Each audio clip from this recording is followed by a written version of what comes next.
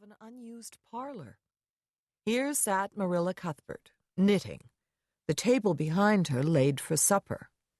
There were 3 plates laid, so that Marilla must be expecting someone home with Matthew to tea, but the dishes were everyday dishes, so that the expected company could not be any particular company.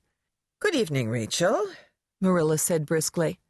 Something that might be called friendship existed between Marilla Cuthbert and Mrs. Rachel, in spite of, or perhaps because of, their dissimilarity. Marilla was a tall, thin woman.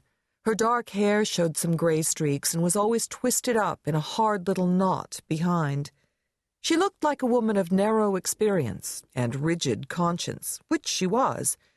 But there was a saving something about her mouth, which might have been considered indicative of a sense of humor. "We're all pretty well," said Mrs. Rachel. "I was kind of afraid you weren't, though, when I saw Matthew starting off today. I thought maybe he was going off to the doctor's." Marilla's lips twitched. "Oh, no, I'm quite well. Matthew went to Bright River. We're getting a little boy from an orphan asylum in Nova Scotia, and he's coming on the train tonight." "Oh, are you in earnest, Marilla? What on earth put such a notion into your head?"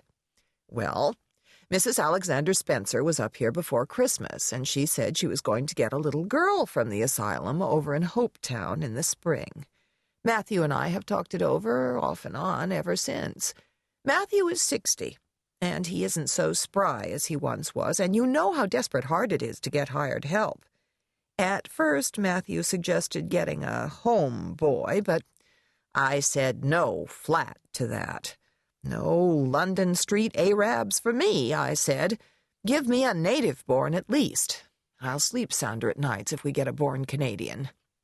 So we decided to ask Mrs. Spencer to pick us out one when she went over to get her little girl. A smart, likely boy of about 10 or 11, old enough to be some use in doing chores right off, and young enough to be trained up proper. We mean to give him a good home and schooling. We had a telegram from Mrs. Alexander Spencer today saying they were coming on the 5:30 train tonight." Mrs. Rachel prided herself on always speaking her mind.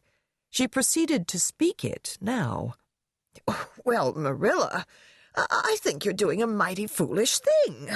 Why, it was only last week I read in the paper how a man and his wife up west of the island took a boy out of an orphan asylum, and he'd set fire to the house at night. On purpose, Marilla, and nearly burnt them to a crisp in their beds." Marilla knitted steadily on. "I don't deny there's something in what you say, Rachel, but there's risks in pretty near everything a body does in this world." "Well, don't say I didn't warn you." Matthew Cuthbert enjoyed the drive after his own fashion, except during the moments when he met women and had to nod to them. For in Prince Edward Island you are meant to nod to all and sundry you meet on the road, whether you know them or not. Matthew dreaded all women except Marilla and Mrs. Rachel.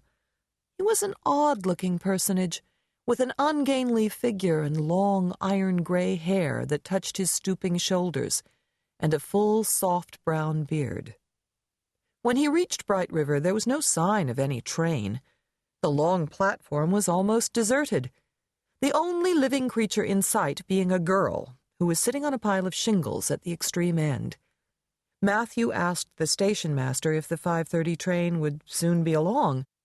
"5:30 train has been in and gone half an hour ago," answered that brisk official.